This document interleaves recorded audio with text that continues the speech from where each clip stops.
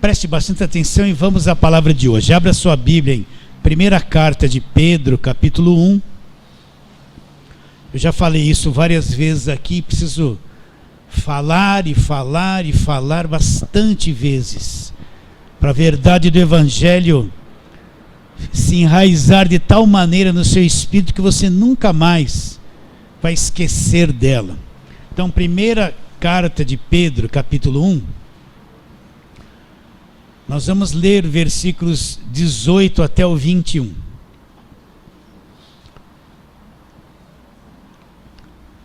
Então eu vou ler, versículo 18. Sabendo, então eu tenho que saber. Sabendo, olha o coração de Pedro que escreveu, sabendo, saber, que não foi mediante coisas corruptíveis, como prata ou ouro, que fostes resgatados, uma tradução está da vã maneira de viver ou do fútil procedimento que vossos pais vos legaram, mas pelo precioso sangue, como de cordeiro, sem defeito, sem mácula, o sangue de Cristo, conhecido com efeito antes da fundação do mundo, porém manifesto no fim dos tempos por amor de vós, que por meio dele tendes fé em Deus, o qual o ressuscitou dentre os mortos e lhe deu glória, de sorte que a vossa fé e esperança estejam em Deus. Vamos orar. Pai querido, estamos diante da grande verdade do Evangelho.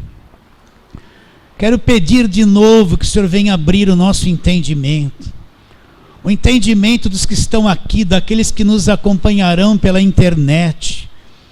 Queremos ver, Senhor, essa grande verdade, essa mensagem poderosa que fala de Jesus. Assim, abra o nosso entendimento. Mais uma vez nós oramos pela fé, em nome de Jesus, amém. Não sei se vocês acompanharam o dia 7 de setembro, os desfiles dos militares, das Forças Armadas, né? E assistindo um pouquinho disso na televisão, eu voltei lá no primeiro ano de escola. Quando eu fui, naquele tempo a gente entrava na escola com 7 anos, né, no primário, né?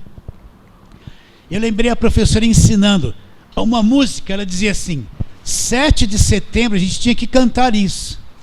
7 de setembro, data nacional. Aí era o refrão: Dom Pedro livrou o Brasil de Portugal, né? Eu voltei lá no passado, a gente tinha um uniforme, naquele tempo põe uma gravatinha assim, e dependendo se você tivesse no primeiro ano, a sua gravatinha tinha um risquinho. Se você tivesse no segundo ano, 2, e terceiro ano, 3, e quarto ano, 4 risquinhos.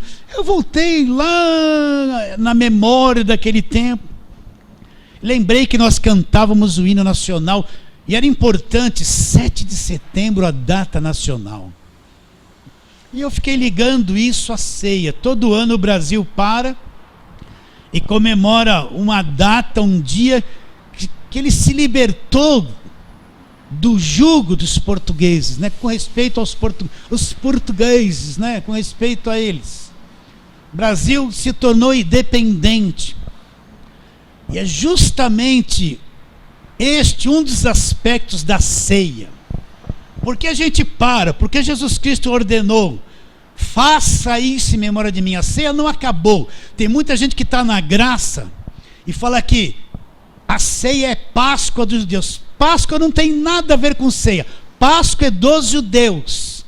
Mas Jesus estabeleceu a ceia na nova aliança antes da morte dele. Ceia é coisa de igreja.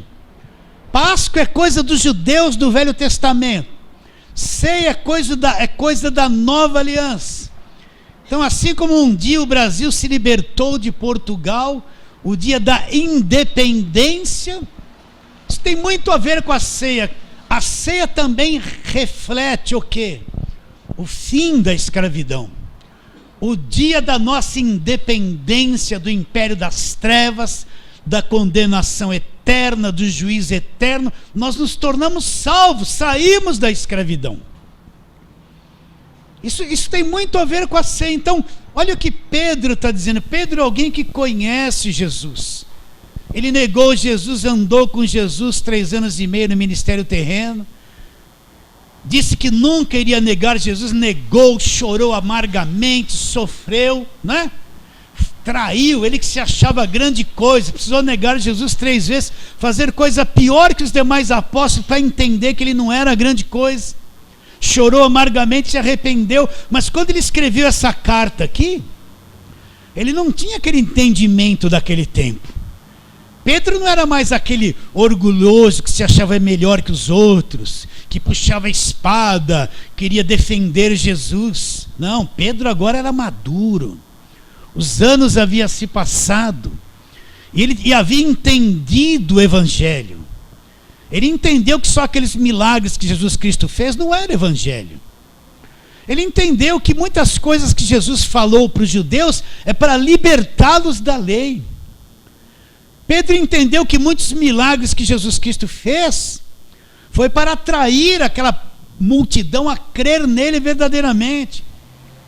Mas agora Pedro é portador de um conhecimento maduro, profundo. Agora ele tem uma visão clara do Evangelho. Os anos se passaram, ele amadureceu, teve revelação do que é Evangelho, aprendeu sobre a graça de Deus, aprendeu sobre o grande livramento da cruz.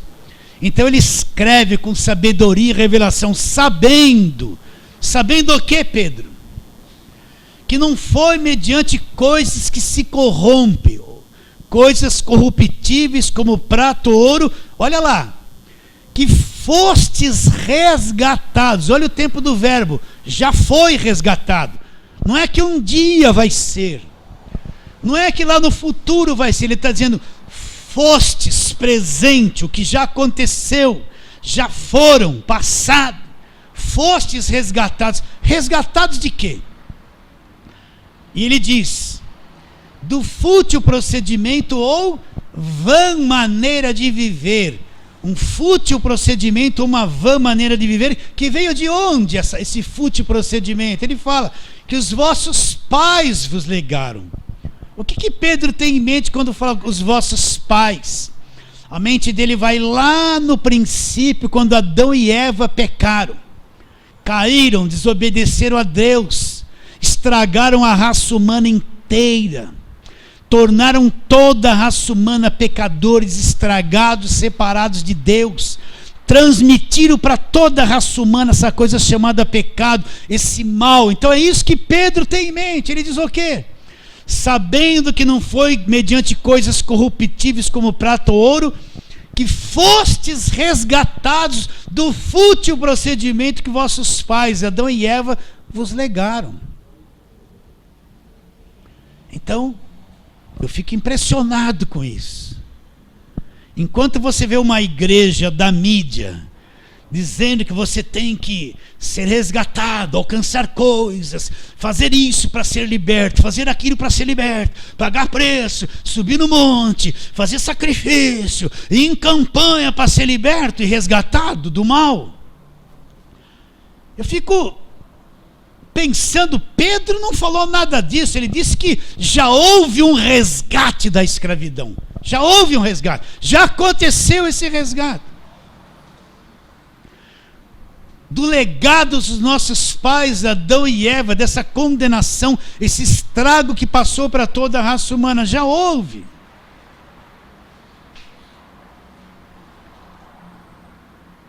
E o que trouxe isso para mim? Ele diz, mas pelo precioso sangue, como de um cordeiro sem defeito e sem mácula.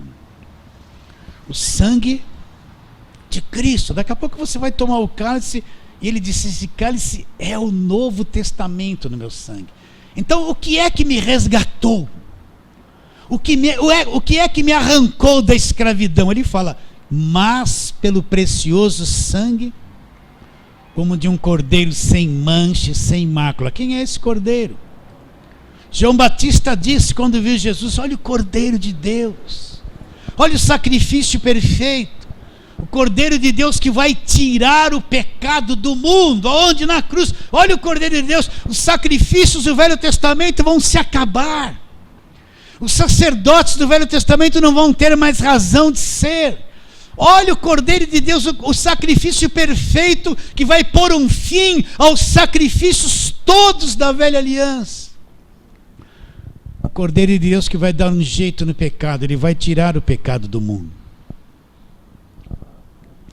Então, meu irmão, o que é ser resgatado? Tenha isso na tua mente. Eu sei que você tem conflitos emocionais.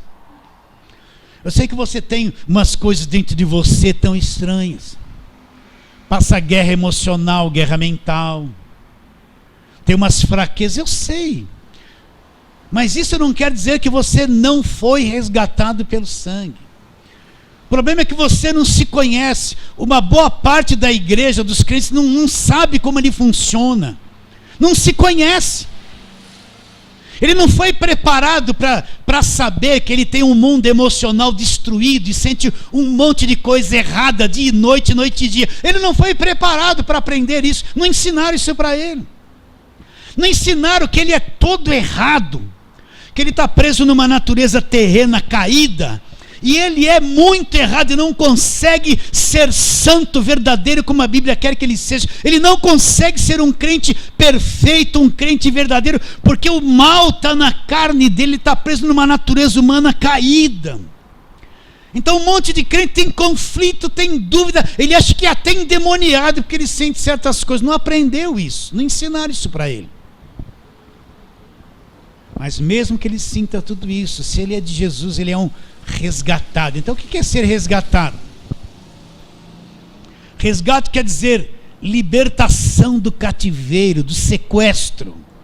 É como o indivíduo que foi sequestrado, preso num cativeiro, e a polícia descobre onde ele vai lá, onde ele está preso, vai lá, prende os bandidos, destrói aquele cativeiro, arranca ele do sequestro. É justamente isso que quer dizer resgate, é você ser liberto do sequestro, da prisão, do cativeiro. É isso que Pedro tem em mente. Ele está dizendo o quê? Sabendo que não foi dinheiro, não foi ouro, nem prata, nem dólar, nem euro, que resgatou você do sequestro, da prisão. Não foi. Mas foi o quê? O precioso sangue. O precioso sangue. Para quem não entende nada da Bíblia vai ouvir isso. Sangue. Precioso sangue, não entende nada. A cabeça dele não entende nada.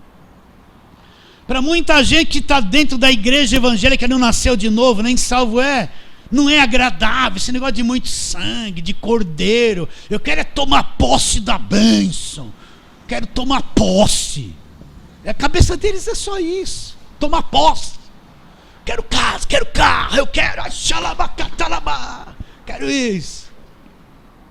É isso que ele quer, que está na cabeça dele. Ele quer isso. Mas para quem é salvo, quem entendeu, resgatado, acabou o cativeiro, Cristo nos resgatou, acabou o cativeiro. Eu não sou escravo, não sou maldito, nem você, nem nenhum crente verdadeiro. Nós somos resgatados pelo sangue de Jesus Cristo. Essa é a verdade. Então resgatar é livrar do cativeiro, livrar do sequestro. Entenda isso, meu irmão. Eu canso de falar isso, às vezes eu canso disso. O que Jesus fez na cruz é a coisa mais poderosa para libertar um ser humano que existe no universo.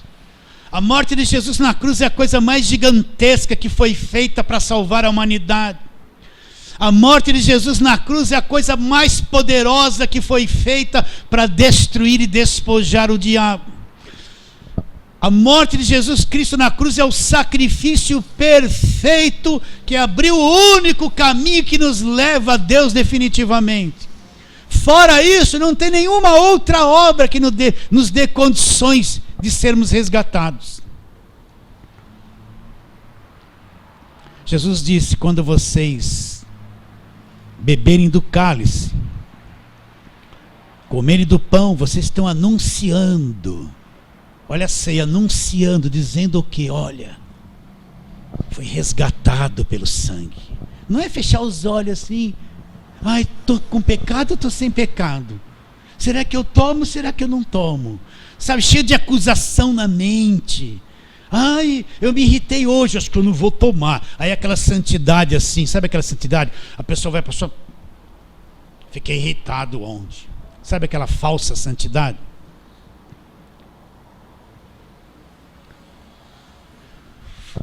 Trazer à memória o que aconteceu na cruz, o sacrifício perfeito, o resgate. Olha o que a ceia expressa, olha como a ceia é uma coisa grande. Olha como eu tenho que entender o que é a ceia. Vamos para alguns versículos da palavra de Deus. Efésios capítulo 1. Vamos trabalhar no sangue. Você pode até me dar uma aula sobre isso, de tanto que eu já te ensinei a respeito disso. Mas Efésios capítulo 1, vamos garimpando e vendo o que o sangue fez por nós. Porque não basta dizer, o sangue de Jesus tem poder. Os pentecostais no passado, qualquer coisinha, o sangue de Jesus tem poder. O sangue de Jesus tem poder. Já não falava nem poder, só falava assim, o sangue de Jesus. O sangue de Jesus. Poder para quê? Não sabe nem o que fala. Primeiro, não está escrito aqui, não tem um versículo que fala o sangue de Jesus tem poder. Mas de fato ele tem. E não é uma palavrinha mágica que eu falo, o diabo fala assim, nossa, ele falou, o sangue de Jesus tem poder, deixa eu fugir dele. Era isso que os crentes pensavam. Vamos lá, Efésios capítulo 1, desde o versículo 3 até o 7. Bendito Deus e Pai de nosso Senhor Jesus Cristo, que nos abençoou com toda a sorte de bênçãos espirituais nas regiões celestiais em Cristo. Nos escolheu nele antes da fundação do mundo, para sermos santos e irrepreensíveis perante ele em amor. Nos predestinou para ele para a adoção de filhos, por meio de Jesus Cristo, segundo o beneplácito da sua vontade, para louvor da glória da sua graça que ele nos concedeu gratuitamente no amado. Olha agora, no qual temos a redenção pelo seu sangue e a remissão dos pecados segundo a riqueza da sua graça. Até aí, o que ele fala? No qual, em Cristo, eu tenho a redenção pelo sangue dele, não por obras minhas, por esforço. Então quer dizer que quando ele derramou aquele sangue na cruz do Calvário, e eu creio, ele me redimiu. O que é redenção? É libertação total da escravidão. Libertação total do cativeiro, das mãos do diabo. Isso é redenção. É que nem quando a princesa Isabel assinou a Lei Áurea, existia escravidão no Brasil, acabou a escravidão, da noite para o dia. Isso é redenção. Então ele está dizendo que em Cristo eu tenho a redenção, através do sangue dele derramado na cruz. Eu tenho a redenção. Então eu, crente em Cristo de verdade, eu não sou uma pessoa aprisionada, amedrontada, escravizada pelas angústias. Eu não quero mais saber dessas pregações de medo que encurrala a pessoa, cobra o que a pessoa não pode fazer. Eu não quero mais saber dessas pregações de ameaça com o diabo, ameaça isso, ameaça aquilo. Quer ver uma grande ameaça? Se você não der o dízimo, você vai para o inferno, porque você é ladrão. Isso é ameaça. Eu não aceito mais esse tipo de coisa. No qual temos a redenção pelo sangue. Eu nunca vou entrar num culto onde todo mundo vai ficar falando, sai, sai, sai, demônio, sai. Um crente de 20 anos, eu tenho que falar isso 1000 vezes para você, para gravar lá, porque lá do outro lado tem um monte de gente que precisa ouvir isso. Crente de 15 anos na igreja, sai, sai, sai. 15 anos sai, sai, não saiu ainda. Eu não vou num culto desse, nem participo de culto de libertação. Por quê? Tenho a redenção pelo sangue. Vocês entendem ou não? Só vai num culto desse que não entendeu nada do poder de Jesus, não entendeu nada do evangelho, não entendeu nada da grandeza do que Cristo fez na cruz por nós. Não entendeu. Então olha lá, no qual temos a redenção pelo seu sangue e a remissão de todos os pecados. Os pecados Deus passou assim, ó. Sabe aquelas propagandas de detergente que limpa gordura? Bom, eles dão uma maquiada lá na parede, né? Então parece aquela parede aquela parede toda engordurada, né? Aí vem aquela moça bonita, né? Faz assim, ó. Fica aquele risco quando ela passou o pano limpinho, né? Do lado tudo sujo, né? O que é a remissão dos pecados? Jesus não passou o pano só numa pontinha da minha vida e deixou os lados sujos. Ele passou total, limpou tudo, remissão dos pecados, retirada dos pecados, limpou tudo. Eu não era digno de nada, mas pela sua graça Ele limpou minha vida, limpou presente, passado e já proveu o futuro. Remissão dos pecados. Então quando Deus olha para você, você não entende o evangelho, eu vou achar assim, Deus olha para mim, esse miserável, esse pecador, vou descer a mão, eis que minha ira vai cair sobre ele. Ele só vai ter uma visão de Deus do Velho Testamento, né? Quem está à igreja de lei é assim, quando ele acha que Deus olha para ele, ele faz assim, perde o fôlego e vê um Deusão assim, com um dedão grande, você, né? Mas quando Deus na graça te vê, Ele te vê perdoado, lavado no sangue, redimido. É isso essa é a visão que Deus tem de você na nova aliança. Você já descobriu que não é perfeito, né? Mas Deus te vê perfeito em Cristo, mesmo com os seus efeitos. Então houve a remissão dos pecados. Sabe o que é você Deus tirar toda a culpa de cima da sua vida e fazê-la cair em Jesus Cristo? Por que eu posso dizer que houve remissão dos pecados? Porque todo pecado, o Cordeiro de Deus que tira o pecado do mundo. Então Cristo não morreu só pelos pecados passados e pelos presentes. Cristo morreu pelos pecados passados, presentes e futuro. A morte de Cristo na cruz como Cordeiro de Deus pagou o preço do pecado por toda a existência da raça humana até o fim desse planeta. A coisa é grande, gente. A morte dele é passado, presente e futuro, pagou por tudo isso aí. Por isso que eu tenho perdão, por isso que você tem perdão. Acredita nisso? A remissão dos pecados, então aquele peso. Nossa, eu não entendia isso. Eu passei alguns anos iniciais na minha vida carregando um peso. Eu ia no culto, você tem que ser santo, você não pode pôr o tênis, essa roupa é do demônio, e se tem um bigode é o Satanás em pessoa, você tem que andar de paletó e gravata. Meu Deus, eu gostava do tênis, eu detestava paletó e gravata e gostava de jogar bola. Agora eu não posso jogar bola, tem que ser santo. Santidade na mente de quem está na lei. Isso aí é uma santidade que não tem nada a ver com a verdade. E vinha, eu saía do culto assim, vinha assim para casa com a Bíblia. Meu Deus, que peso, eu não consigo fazer tudo isso. Não consigo, é tanta coisa. Não faça isso, não faça aquilo, não pode nem rir. Você tem que ser crente, você tem que passar assim na rua, né? Santo assim, ó. O pai na frente com a Bíblia, a mãe atrás, aquele monte de filhinho vindo atrás, tudo assim, que nem galo, não é? Aquilo era crente, não era isso, não era isso. Todo mundo assim. Lá vem os crentes. Que peso, gostava de rir, gostava de falar, oi meus irmãos. Você já está livre dessas coisas já, né? A remissão dos pecados. Eu não ando mais com peso há muito tempo. Você até se solta, você corre o risco de engordar. Sabe por quê? Porque aquela coisa que, sabe, aquela aflição de não pecar, sabe, você dá uma relaxada assim, não para pecar. Ai meu Deus, houve a remissão dos pecados. E a fome aumenta, é um perigo, gente, é um perigo, você se sente melhor. Até aqueles neurônios que vivia queimando de condenação, eles se tranquilizam, aquela energia toda não vai mais embora, fica tudo aqui, ó, na barriga. Remissão dos pecados, acredita nisso? Então quando Deus olha para mim e para você, como eu gosto de ver isso.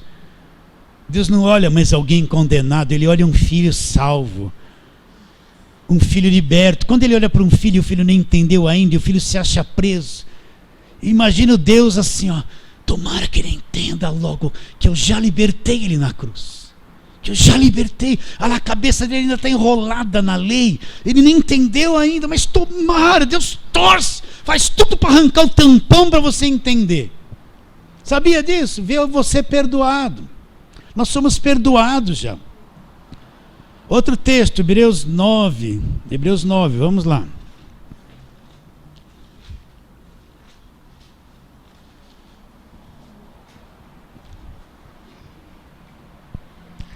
(11 e 12), textos que eu já li aqui bastante. Hebreus 9, 11 e 12. Quando, porém, veio Cristo como sumo sacerdote dos bens já realizados, mediante o maior e mais perfeito tabernáculo, não feito por mãos, quer dizer, não desta criação, não por meio de sangue de bodes e de bezerros, mas pelo seu próprio sangue, entrou nos santos dos santos uma vez por todas, tendo obtido o quê? Uma eterna redenção. Como eu gosto disso. Ele está dizendo que Cristo entrou num santuário celestial, lá no céu.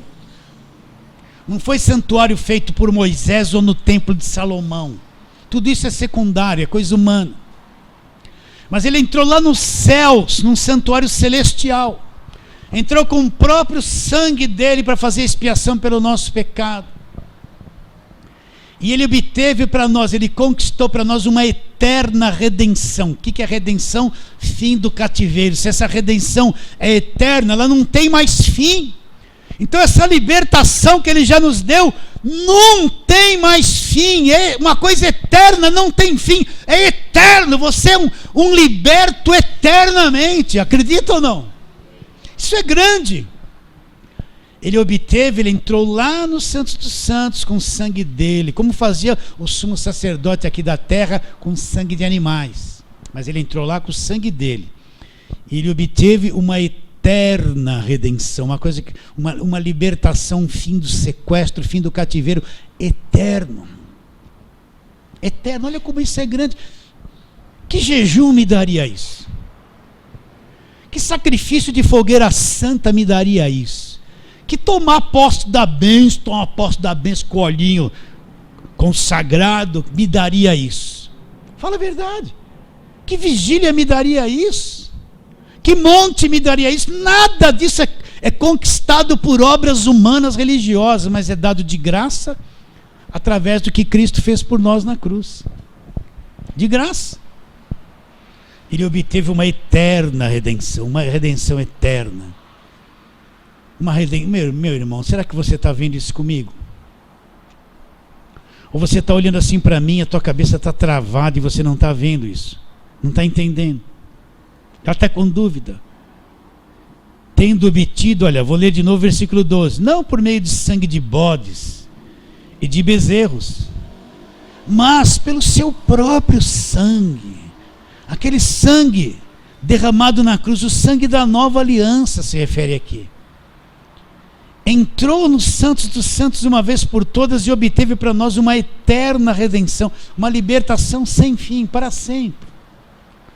Para sempre. Acredita nisso? Você tem que ouvir e crer. Ouvir e crer. É isso que o diabo quer que você não saiba. Qual é a obra do diabo? Cegou o entendimento. Aonde? O entendimento dos incrédulos, para que não lhes resplandeça o quê? A luz do evangelho. Então, olha o medo que o diabo tem de que a luz do evangelho não é lei, não é velha aliança. Para que a luz do evangelho resplandeça para alguém, ele cegou o entendimento dos incrédulos para que não lhes resplandeça a luz do evangelho, para que a luz do evangelho, essa luz que nós estamos pregando aqui, esse assunto que nós estamos falando, não resplandeça no coração, na vida de ninguém. O evangelho da glória de Cristo, ele fala que o evangelho é da glória de Cristo, e esse Cristo, ele é a imagem de Deus, é a parte visível de Deus. Então o diabo não está preocupado quanto grito, quanto óleo, quanta água do Rio Jordão, quantos demônios se manifestaram, não. Desde que a igreja não pregue o evangelho, ele não está nem aí. Ele vê lá alguns expulsando o demônio, ficam todos cheios, ele ri, olha, ele vai expulsar o demônio e depois vai dar óleo orado para eles. Não, está tudo cego. Continua, vou dar até um dinheirinho lá para eles crescer mais, para enganar mais. É verdade, meus irmãos. Ele não está preocupado com isso. Agora, quando a pessoa entende o evangelho, esse evangelho da glória de Cristo, que Cristo fez na cruz, quando ela entende o evangelho, o diabo treme. Por quê? Porque ela vai descobrir que no evangelho ela é liberta do império das trevas. E o diabo foi destruído na cruz e não tem mais poder sobre ela. Ela vai entender isso. Acabou o domínio do diabo na vida da pessoa. Ela vai entender que ela é templo do Espírito Santo, que ela é propriedade exclusiva de Deus, justificada, redimida, filha de Deus, herdeira de Deus e selada com o Espírito Santo. Ela descobre tudo isso. E ela vai ver que o diabo é pequenininho. É um verme, ele que é o vermezinho.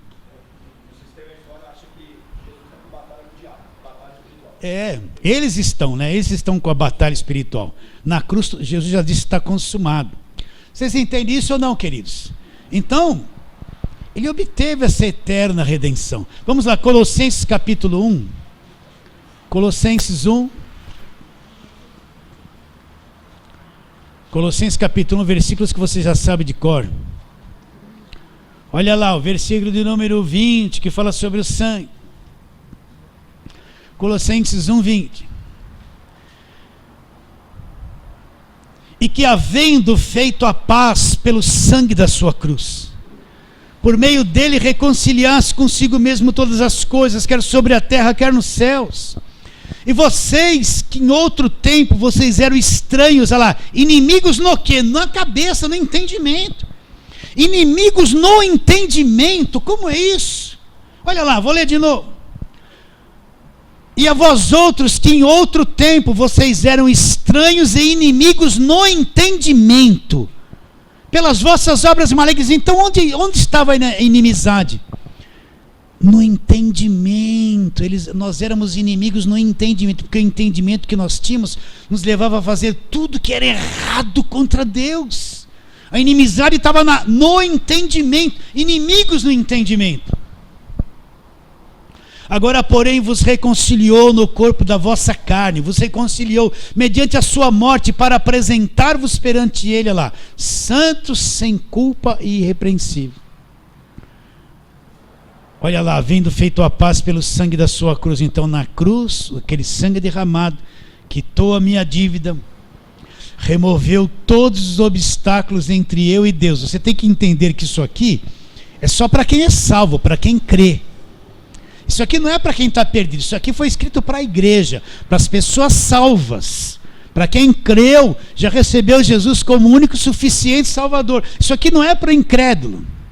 E que, havendo feito a paz pelo sangue da sua cruz, reconciliasse consigo mesmo todas as coisas, quer sobre a terra e quer nos céus. Então houve uma reconciliação. Aqui na terra, os que acreditam, foi removida a parede da separação. Então Cristo agora nos une a Deus. Nós estamos tão unidos a Deus, ligados a Deus, reconciliados com Deus. O sangue dele derramado derrubou toda a parede da inimizade. Não tem mais Jericó para me rodear, não tem mais Golias para me gritar. Tudo isso caiu, é passado. Na cruz tudo foi removido, tudo foi destruído, havendo feito a paz pelo sangue da sua cruz. Agora, porém, versículo 22, vos reconciliou no corpo da vossa carne para mediante a sua morte, para apresentar-vos perante ele santos, inculpáveis e irrepreensíveis. Ele me apresenta para ele uma pessoa santa, uma pessoa sem culpa, uma pessoa irrepreensível. Não sou eu que me apresento para ele, mas ele me apresenta. Vocês entendem isso ou não? Ele me faz para ele mesmo santo, sem culpa e irrepreensível. Romanos capítulo 5. Vamos lá, Romanos 5.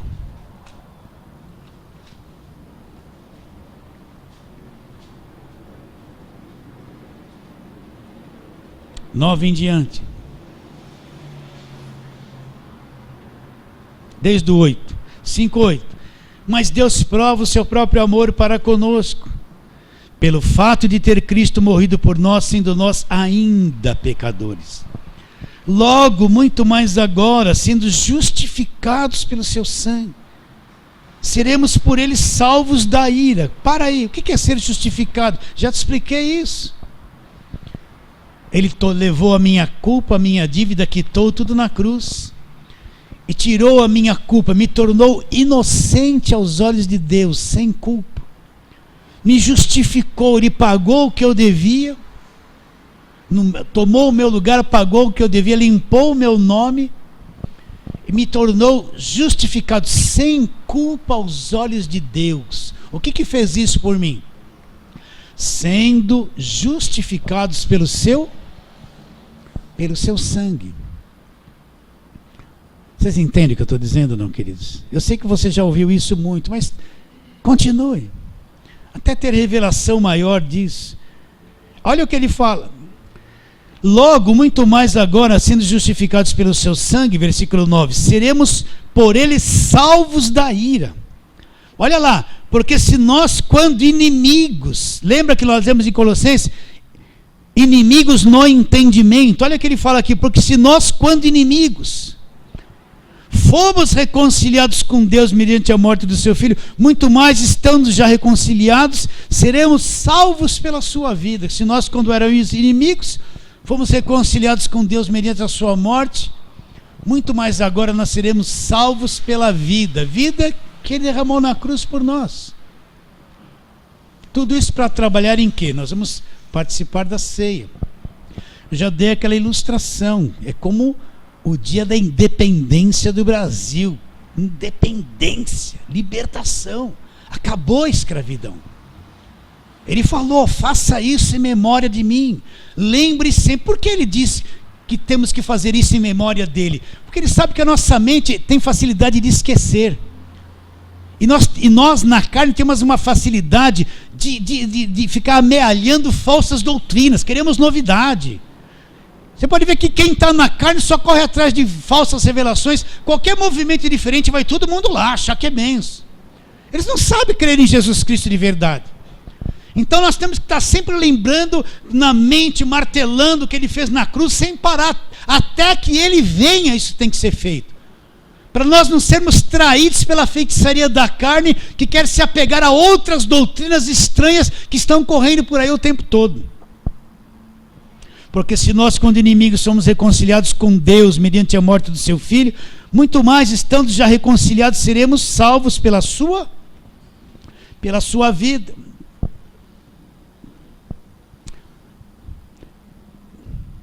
Então nós somos o quê? Justificados por este sangue. E já estamos quase terminando. Atos 20, você já sabe o que eu vou ler. Quem quer citar de cor, fala bem alto. Ninguém. Então vamos ler. Atos 20, 28. O que mais o sangue fez por nós? Então 28 ele diz: atendei por vós, falando com os presbíteros da igreja de Éfeso, onde ele estava se despedindo.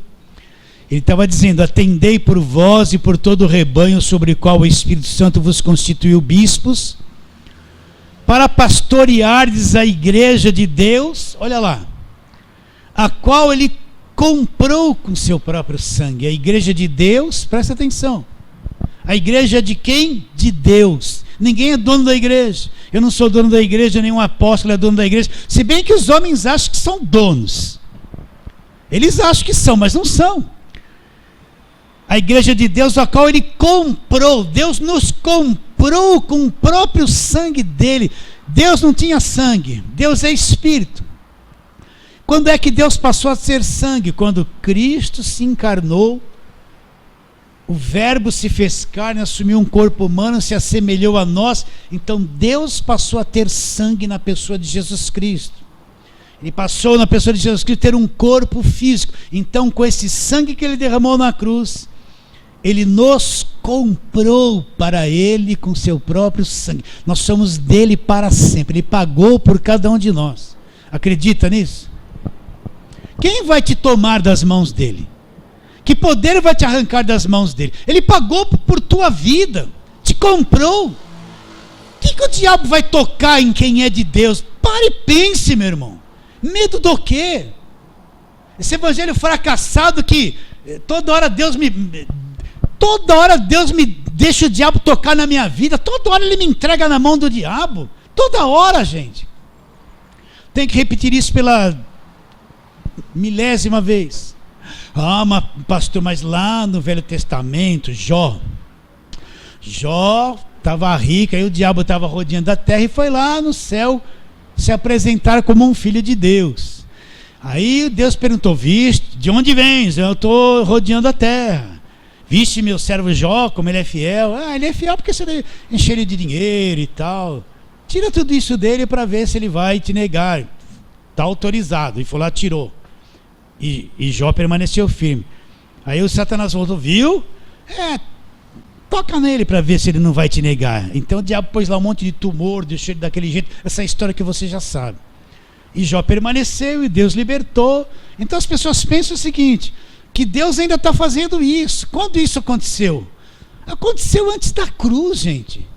No tempo lá do Velho Testamento, lá onde a cruz não havia acontecido ainda, onde não havia nova aliança, onde Jesus não havia sido encarnado ainda, onde o sangue não havia sido derramado. Isso aconteceu, está na Bíblia, mas na nova aliança, Jesus destruiu o diabo, despojou o diabo, removeu tudo isso. Na nova aliança está lá, 1 João 5,18.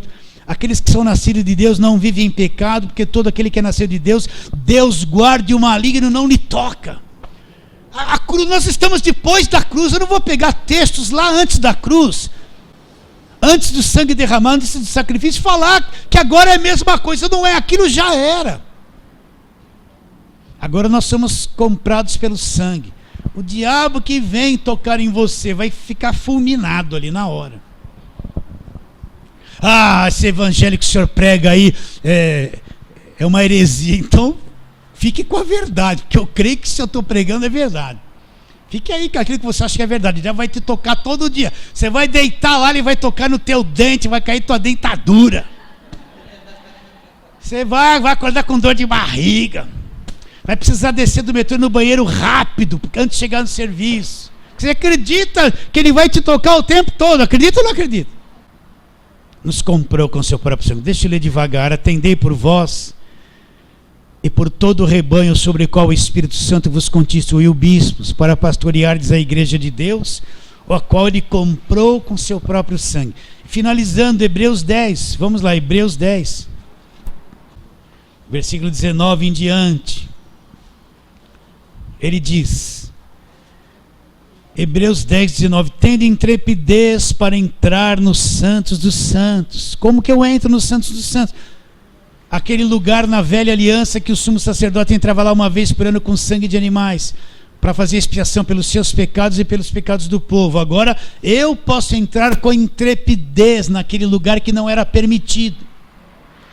Tendo, pois, irmãos, intrepidez para entrar nos santos dos santos, pelo sangue de Jesus. Olha lá, pelo novo e vivo caminho que ele nos consagrou, pelo véu, isto é, pela sua carne.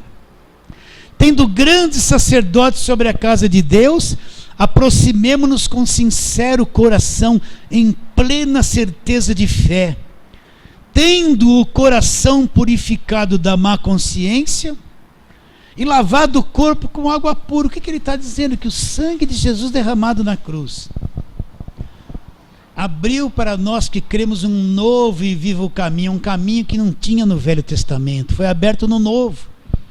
Ele abriu um novo e vivo caminho. Qualquer um que crê agora, não precisa de nada mais intermediário. Você não precisa de apóstolo, não precisa de pastor, não precisa de profeta, você não precisa de nada intermediário, não precisa de coisas oradas, ungidas, abençoadas. Isso tudo é uma coisa mística, mentirosa. O sangue dele abriu um novo e vivo caminho. Qualquer crente agora, verdadeiro, entra direto na presença de Deus. A porta foi aberta para sempre. Com intrepidez, não entra assim, ai meu Deus.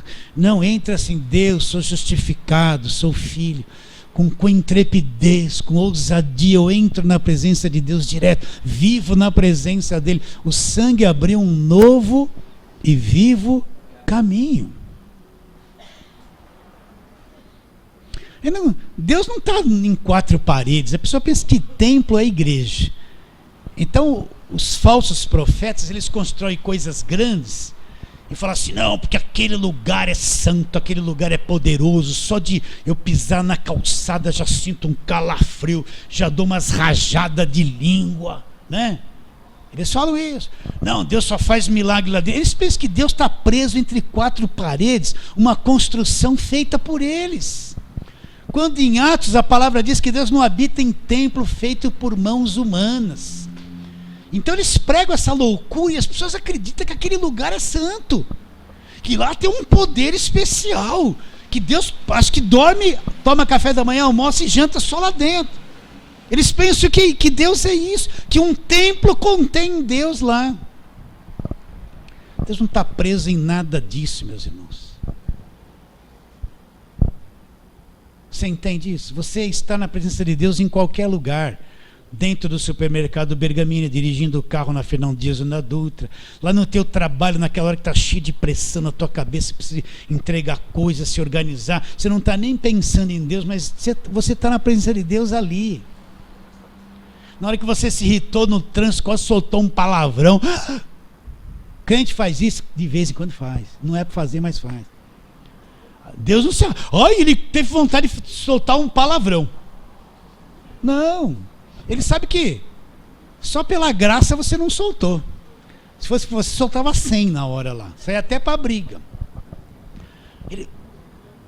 Não tem mais lugar santo. O pessoal sobe no monte. Vou subir no monte porque no monte tem um fogo. Aí você vai lá ver uns gravetinhos que tem clorofila e à noite fica mais claro. Olha o fogo, olha o fogo. Oh, glória, está preparado para subir no monte. Aí chove, escorrega, rola barranco lá. Ô prova. Tudo, volta tudo enlameado, estou cheio do poder do barro. Eles acham que lá tem mais santidade. Né? Vocês entendem não? Na cabeça... Aí dá uns escorregão lá, um sapateio no barro, volta cheio de barro ungido. Uma turma daqui, dessa região, foi lá no monte, lá choveu, escorregaram, quebraram até o braço, se arrebentaram tudo, não viu nada, rolaram, cheio do poder do barro. Todo mundo sapateou, montanha abaixo. Deus não está nisso, meus irmãos, mas em qualquer lugar você está na presença de Deus. Você andando na rua irritado, perdeu paciência com o marido com a esposa, está na presença de Deus. Não sai mais. Deus, ele abriu um novo e vivo caminho. Abriu um novo e vivo caminho. Você entende isso, queridos? Então vamos voltar ao texto onde começamos e vamos ministrar a ceia. 1 de Pedro, capítulo 1. Versículo 18, sabendo, você sabe, sabendo, eu tenho que saber. Pedro está dizendo, sabendo, eu sei, que não foi mediante coisas corruptíveis como prata ou ouro, que fostes resgatados do vosso fútil procedimento, ou da vossa vã maneira de viver, legada pelos vossos pais, mas pelo precioso sangue, como de um cordeiro, sem defeito, sem mácula, o sangue de Cristo. É isso que me resgatou, conhecido com efeito antes da fundação do mundo, porém manifesto no fim dos tempos por amor de vós. Olha lá, e que por meio dele, por meio de Cristo, por meio dele, tendes fé em Deus. Eu só tenho fé em Deus por meio de Cristo, não é por meio de homem algum, de líder nenhum, de pai apóstolo nenhum, de patriarca nenhum, de apóstolo nenhum, de pastor nenhum. Eu tenho fé nele por meio de Cristo, só através dele. E por meio dele tendes fé em Deus, o qual ressuscitou dentre os mortos e lhe deu glória, de sorte que a vossa fé e esperança estejam onde? A nossa fé e esperança esteja em Deus. Fala assim, amém.